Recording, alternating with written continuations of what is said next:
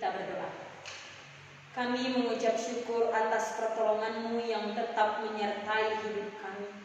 Bapa, dalam waktu ini kami ingin berkenan kepada-Mu. Engkau yang memberkati ibadah ini sampai selesai. Amin.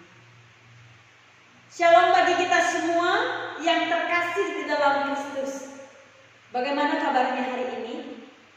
Sebelum kita masuk ke dalam khotbah kita akan membaca terlebih dahulu firman Tuhan yang tertulis di dalam Efesus 1 ayat 3 sampai dengan 8. Efesus 1 ayat 3 sampai dengan 8 begini firman Tuhan. Kekayaan orang-orang yang terpilih. Terpujilah Allah dan Bapa Tuhan kita Yesus Kristus yang dalam Kristus telah mengaruniakan kepada kita segala berkat rohani di dalam surga. Sebab di dalam Dia Allah telah memilih kita sebelum dunia dijadikan, supaya kita kudus dan tak bercacat di hadapan-Nya.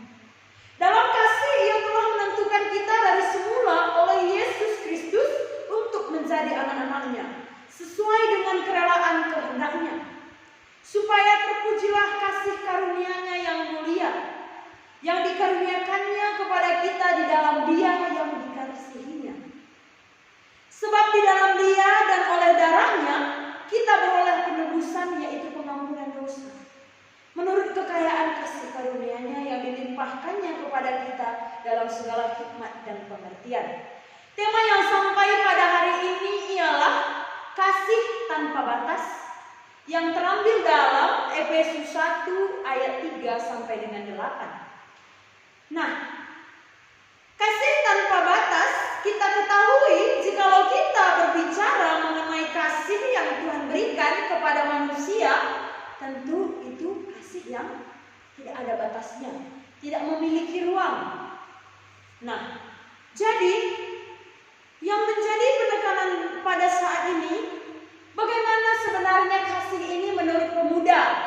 Bagaimana sebenarnya kasih ini menurut permata?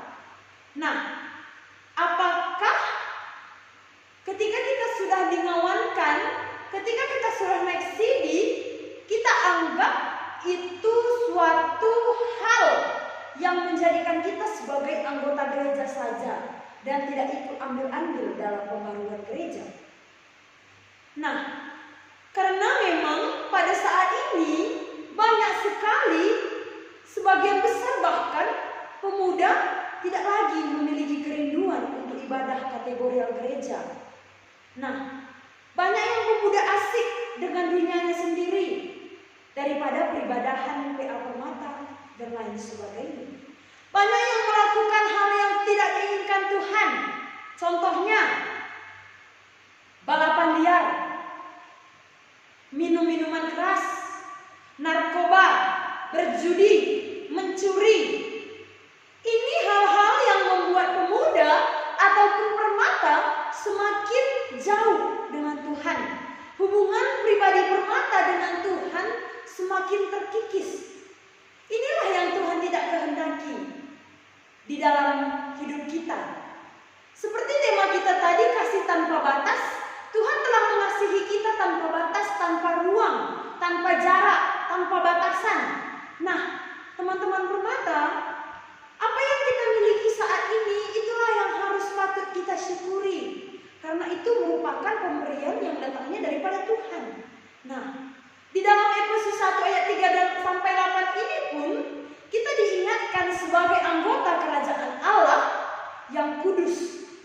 Allah memberikan berkat sebagai bukti kasih Allah kepada kita. Allah memberikan kita berkat setiap hari, bahkan memberikan kita berkat.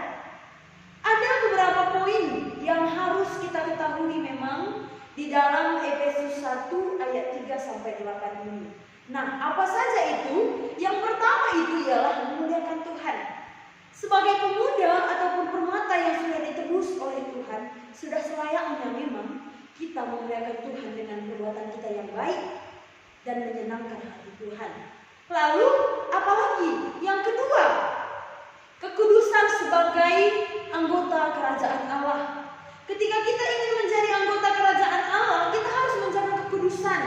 Bukan bukan dalam artian kita mengasingkan diri dari dunia, karena kita ini juga adalah makhluk sosial. Artinya bahwa kita sebagai penerus gereja tidak lagi melakukan hal-hal yang tidak diinginkan Tuhan. Nah, jadi ketika kita sudah menjalankan kehendak Tuhan, melakukan hal-hal positif, itu sudah kita menjaga kekudusan datangnya dari Tuhan. Nah, teman-teman permata, yang ketiga itu ialah bersyukur. Hal sederhana yang perlu kita syukuri setiap kali, setiap hari, ataupun setiap menit, bahkan setiap detik, yaitu Tuhan masih memberi kita nafas kehidupan secara gratis dan tidak perlu dibayar dengan materi. Nah, teman-teman permata, bayangkan saja jikalau kita sekali menghirup napas, jikalau harganya sekali menghirup napas itu 1.000, bayangkan 1 bulan berapa yang harus kita bayar. Tetapi itu merupakan hal yang cuma-cuma, berkat yang berkelimpahan yang Tuhan berikan kepada kita tanpa kita harus membayar, tanpa harus membayar dengan materi. Nah, jadi mari pemuda, pemata, apapun yang ada pada saat ini di dalam hidup kita, di dalam hidupmu, syukurilah itu datangnya daripada Tuhan. Yang keempat, menerima keselamatan dengan cuma-cuma dari Allah. Kita sudah menerima keselamatan yang cuma-cuma dari Allah. Artinya, jikalau kita sudah menerima keselamatan, pemuda ataupun permata harus menggunakannya dengan baik dan perkataan dan perbuatan-perbuatan yang baik pula tentunya. Itulah ciri-ciri orang yang sudah menerima keselamatan dari Allah. Nah, teman-teman permata, yang terakhir yang perlu kita tinjau di dalam hal ini adalah Tuhan sumber berkat. Apapun yang teman-teman permata miliki saat ini, apapun yang saya miliki, apapun yang kalian miliki, itu merupakan berkat dari Tuhan. Kita masih berdiri teguh sampai saat ini, berdiri di atas kaki sendiri, ini bukan karena hebat kita, tetapi karena Tuhan masih memberkati kita. Jadi apa yang mau ditekankan di sini? Jadi kepada teman-teman semua, teman-teman permata yang dikasihi Tuhan, mari kita hidup berharga bagi Allah. Allah sudah mengasihi kita tanpa batas dan selalu memberkati setiap proses yang kita lakukan. Saya dan permata, pemuda yang menjadi penerus gereja nantinya, dan semua orang, kita hidup bukan karena kehebatan kita, melainkan karena Tuhan masih beri kesempatan kepada kita untuk melakukan perbuatan yang baik. Bukan hanya untuk Tuhan kita melakukan perbuatan yang baik, tapi kita juga harus memberikan kasih yang tanpa batas kepada sekeliling kita yang masih terpinggirkan dan yang masih perlu kita bantu. Inilah tugas yang harus kita kerjakan bersama-sama, teman-teman permata yang dikasihi Tuhan.